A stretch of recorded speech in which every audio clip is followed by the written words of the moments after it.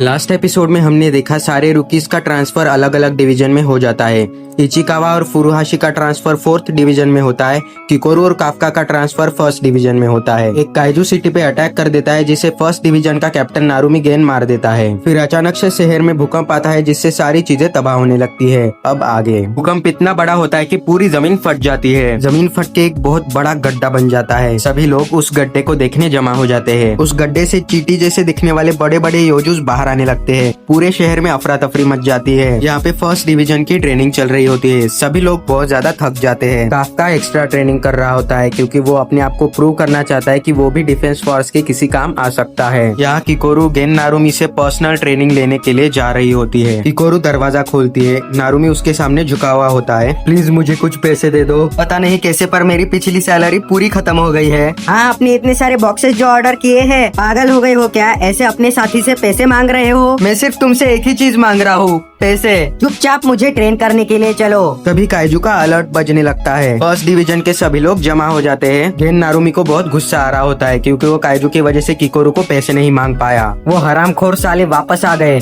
चलो उनके पिछवाड़ों पे लात मारते हैं। सारे लोग जल्दी से जल्दी शेल्टर लेने के लिए भागने लगते हैं। सारे शेल्टर्स फुल होने लगते हैं। कई लोगों को तो अपना रास्ता भी बदलना पड़ता है। एक लड़की को चोट आई होती है। उसका भाई और वो वैन के पीछे छुपे हुए होते हैं। चिंता मत करो, 1st डिवीजन आती ही होगी और अगर नारुमी आएगा तो एक बार में ही सारे काइजूस को खत्म कर देगा। तभी वहाँ पे एक काइजू आके उनके पीछे वाली वैन को उड़ा देता है। वो लड़का उसकी बहन को बचाने के लिए काइजू के सामने आ जाता है। नारुमी आएगा, नारुमी आएगा, नारुमी आएगा, नारुमी। तभी वहाँ पे नारुमी आके उस काइजू को मार देता है। हे लड़के, तुमने मेरे नाम के आगे कैप्टन नहीं लगाया। इसके लिए तुम्हारी पनिशमेंट है, अपनी मॉम की फोन से सोशल मीडिया पे 10 बार पोस्ट करो, कैप्टन नारुमी कूल है। वो लड़का और उसकी बहन खुश हो जाते हैं। सोल्जर्स उन्हें सेफ जोन में ले जाने लगते हैं। यहाँ हम देखते हैं सारे प्लेटून लीडर्स बहुत बढ़िया तरीके से सारे काइजूस को न्यूट्रलाइज कर रहे होते हैं। नारुमी कहता है, बढ़िया, अगर तुम लोग चाहो तो कुछ काइजूस को न्यूट्रलाइजेशन जोन की तरफ भेज सकते हो। किकोरू, शिनोमिया और काइजू नंबर 8, न्यूट्रलाइजेशन जोन में आने वाले हर काइजू को तबाह कर दो और मुझे दिखाओ कि तुम क्या कर सकते हो। जैसे ही सिटीजन्स इवैक्यूएट हो जाए, अपना काम करना शुरू कर दो। यहाँ ऑपरेटर रूम से ऑपरेटर सभी लोगों पे नजर रख रहे होते हैं। वो लोग बचे हुए काइजूस को काफका की तरफ भेजने का प्लान बनाते हैं ताकि काफका उन्हें न्यूट्रलाइज कर सके। इसाओ सभी ऑपरेटर्स को थोड़ा मोटिवेट करता है। फिर सभी ऑपरेटर्स अपना अपना काम करना स्टार्ट करते हैं। यहाँ पे डिफेंस फोर्स बचे हुए काइजूस को न्यूट्रलाइजेशन जोन की तरफ भेज देती है, जहाँ पे किकोरू काइजूस का वेट कर रही होती है। किकोरू अपना वेपन निकाल के अटैक करने के लिए रेडी होती है। नारुमी शिनोनोमे को किकोरू पे ध्यान रखने के लिए कहता है ताकि अगर कोई मुसीबत आए तो वो उसे बैकअप कर सके। किकोरू काइजूस को मारना स्टार्ट करती है। इतना काफी नहीं है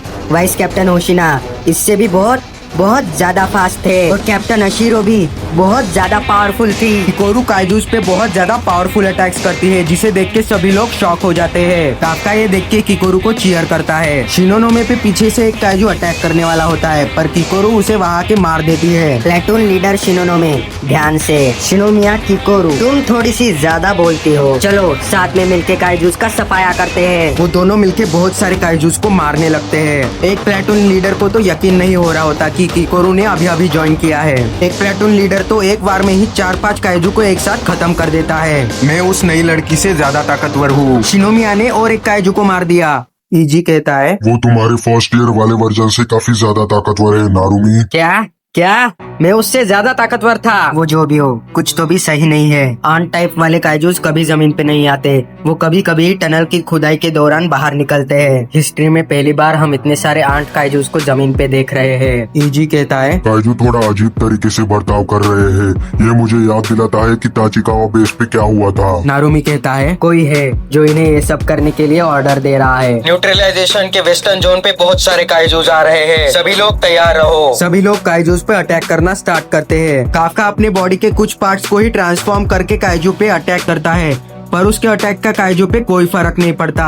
हेडक्वार्टर्स में लोगों को समझ नहीं आ रहा होता कि काफका पूरा ट्रांसफॉर्म क्यों नहीं हो रहा है। वो आंट काइजू काफका पे अटैक करता है। काफका उसके अटैक से बच जाता है। मुझे पता था पार्शियल ट्रांसफॉर्मेशन से कोई फर्क नहीं पड़ने वाला, पर पिछली बार की तरह मैं अपना कंट्रोल खोना नहीं चाहता था। पर अभी मेरे पास हेसिटेट करने के लिए टाइम नहीं है।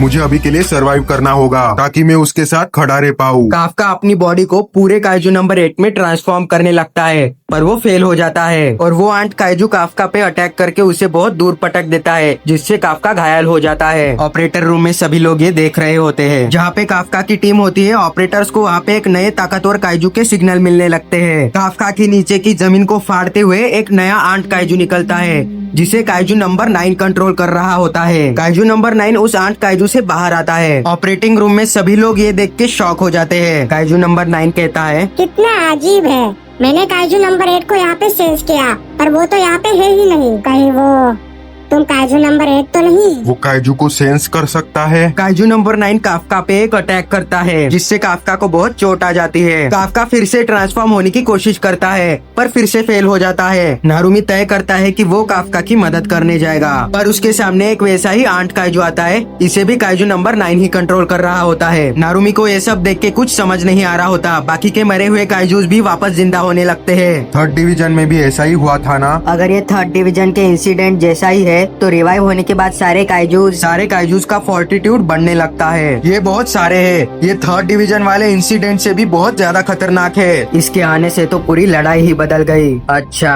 तो ये है काइजू नंबर 9। काफका की टीम के कुछ सोल्जर्स एक काइजू को मार के काफका को बैकअप देने के लिए आगे बढ़ते हैं, पर काइजू नंबर 9 उन्हें मार देता है। शुरुआत तो बहुत बढ़िया हुई। ठीक है काइजू नंबर 8, अब मैं तुम्हें मार के तुम्हारी काइजू की पावर्स ले लूंगा। काइजू नंबर 9 काफका पे अटैक करता है। काफका उस अटैक को डॉज कर लेता है, फिर भी काफका को थोड़ी सी चोट आ जाती है। वो आंट काइजू काफका पे फिर से अटैक करता है, जिससे काफका बहुत दूर जाके गिरता है। जब तुम उन हमलों को देख नहीं पाते, तब उनसे बचना बहुत ज्यादा मुश्किल हो जाता है। ये बहुत खतरनाक है, मुझे इसे मारना होगा। काफका फिर से ट्रांसफॉर्म होने की कोशिश करता है, पर फिर से फेल हो जाता है। मुझे इसे यही मारना पड़ेगा, पर कैसे?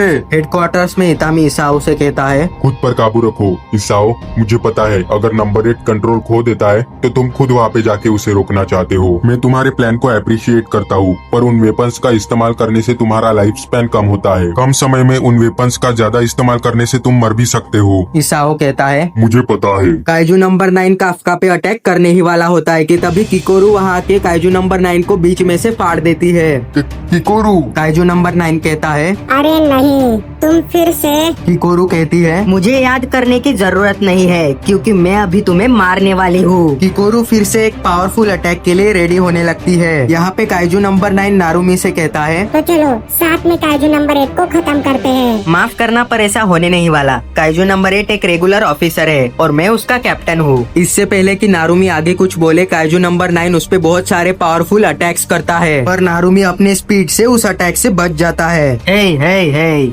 मेरी बात खत्म नहीं हुई थी। क्या तुम काइजू नंबर 8 से ज्यादा ताकतवर हो? नारुमी काइजू नंबर 9 पे एक बहुत ही पावरफुल अटैक करता है। कैप्टन नारुमी ने काइजू नंबर 9 पे अटैक कर दिया है। इसाओ सोचता है, ये तो बस एक ट्रायल है। आने वाली जनरेशन को इससे भी खतरनाक चीजों से खुद ही ओवरकम करना होगा। और इसी के साथ ये एपिसोड एंड हो जाता है।